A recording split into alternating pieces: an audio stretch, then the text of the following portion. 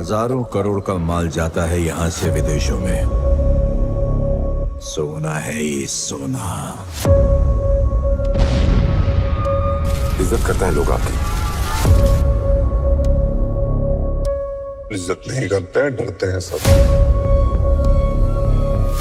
पर डर की यही दिक्कत है, कभी भी खत्म हो सकता है। ये कहानी है कोलंबियन क्राइम फैमिली के बॉस जोसेफ एंथनी कोलंबो की। ये फैमिली न्यूयॉर्क सिटी की 5 सबसे बड़ी अमेरिकन माफिया फैमिलीज में से एक है। जोसेफ कोलंबो का जन्म 16 जून 1923 को न्यूयॉर्क में एक इटालियन फैमिली में हुआ था। उसके पिता Anthony Colombo proficient crime family के ना अर्ली मेंबर थे।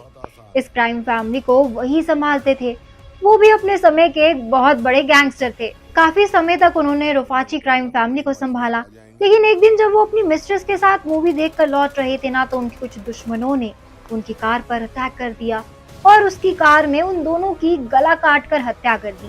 जिसके बाद रुफाची क्राइम फैमिली की सारी रिस्पॉन्सिबिलिटीज जोसेफ कोलंबो के ऊपर आ गई।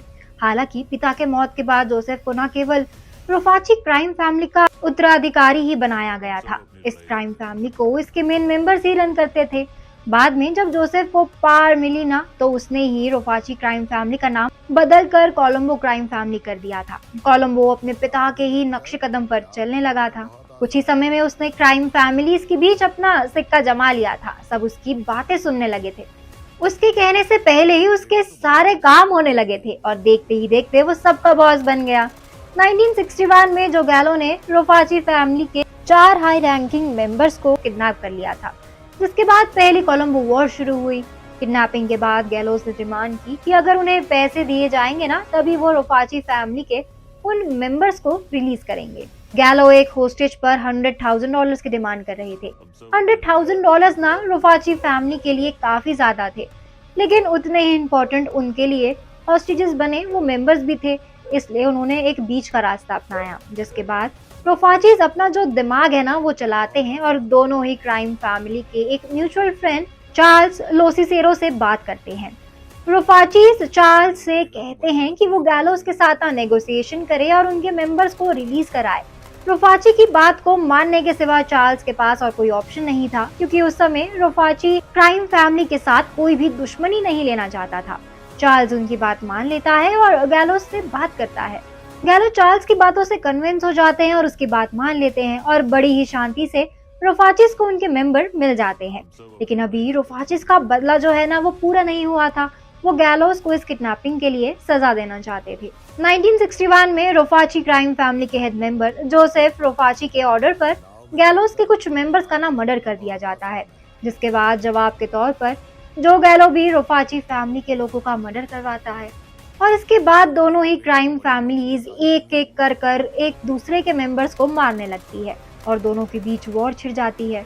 लेकिन उसी साल के एंड में जो गैलो को जेल हो जाती है और 1962 में रुफाची क्राइम फैमिली के लीडर जो रुफाची की कैंसर से मौत हो जाती है, जिससे ये वॉर जो है ना कुछ समय तक शांत रहती है। जो रुफाची की मौत के बाद जोसेफ कोलंबो को कोलंबो क्राइम फैमिली का ऑफिशियल मॉब बॉस बनाया जाता है। 41 साल की उम्र में कोलंबो कंट्री का सबसे यंग क्राइम बॉस था वो। इसके साथ ही वो न्यूयॉर्क क्राइम फैमिली का पहला अमेरिका में जन्मा बॉस था। माफिया बनने के बाद बहुत ही कम समय में उसने अपना परचम पूरे न्यूयॉर्क सिटी में लहरा दिया था। किडनैपिंग, एक्सटॉर्शन और स्मगलिंग के साथ साथ ना उसके कई लीगल बिजनेस भी थे, लेकिन वो इन लीगल बिजनेस के अंडर में ना कई सारे गैर कानूनी काम किया करता था। लीगल और इलीगल कामों को बैलेंस करके चलना ही कोलंबो की खासियत थी। उसका नाम न्यूयॉर्क के अमीर आदमियों में शुमार हो गया, लेकिन उसके इन्हीं पैसों की वजह से ना उसे अपनी जिंदगी में पहली बार जेल भी जाना पड़ा। 1966 में जब अमेरिकन गवर्नमेंट को कोलंबो के बैंक बैलेंस को लेकर कुछ शक हुआ, तो उसे समन जारी किया गया। लेकिन जब कोर्ट में उसकी पेशी हुई और ग्रैंड ज्यूरी ने उससे उसके फाइनेंशियल अफेयर्स के बारे में सवाल किया ना, तो उसने कुछ भी जवाब नहीं दिया और जवाब देने से साफ इनकार कर दिया। ग्रैंड ज्यूरी के कई बार पूछने के बाद भी वो शांत रहा, जिसके रिजल्ट में 9 मई 1966 को कोलंबो को ना 30 दिन की सजा हुई थी। ये पहली बार था जब कोलंबो जेल गया था। 1977 के शुरुआती समय में जो गैलो को जेल से रिहा कर दिया और उसके आजाद होते ही गैलो क्राइम फैमिली और कोलंबो क्राइम फैमिली की पुरानी दुश्मनी का भी आजाद होना तय था। दोनों क्राइम फैमिलीज के बीच इसी कॉन्फ्लिक्ट को खत्म करने के लिए ना कोलंबो ने गैलो को एक पीस मीटिंग के लिए इनवाइट किया। उसने ऑफर किया कि अगर वो शांति के साथ इस कॉन्फ्लिक्ट को खत्म कर देगा ना, तो वो उसे $1000 देगा। लेकिन गैलो ने कोलंबो के इस ऑफर को ठुकरा दिया, ये कहते हुए कि $1000 ना कुछ भी नहीं है। अगर वो और खून खराबा नहीं चाहता है तो वो उन्हें $100,000 दे।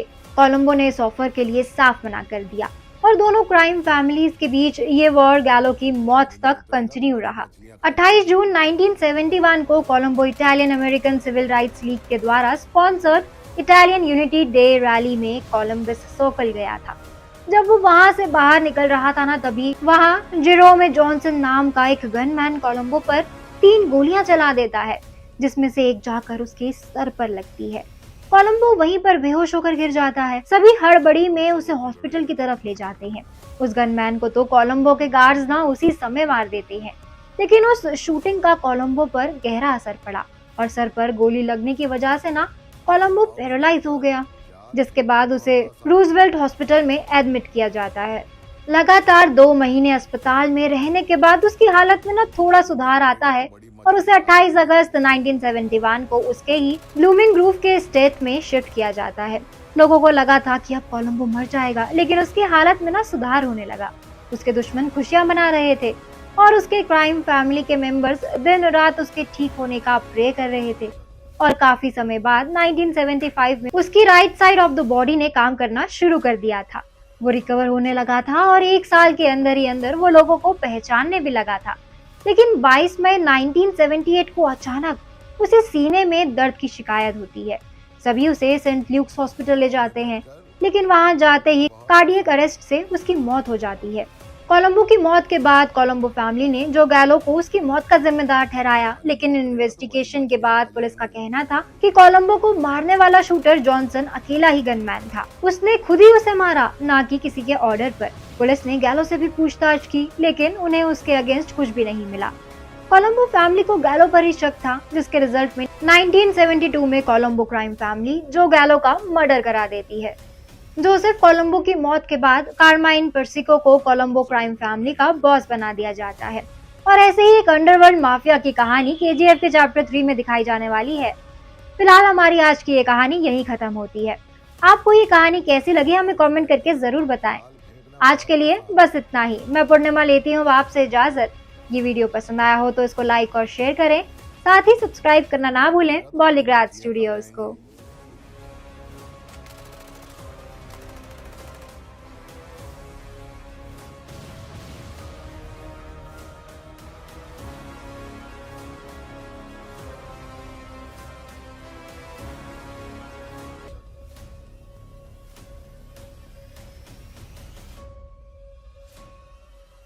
अब सब अपनी लड़ाई लड़ रहे हैं।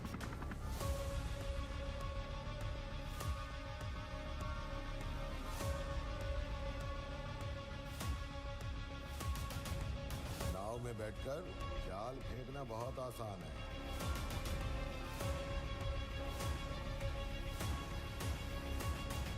पानी में उतरेगा तो बड़ी मछलियां खा जाएंगी।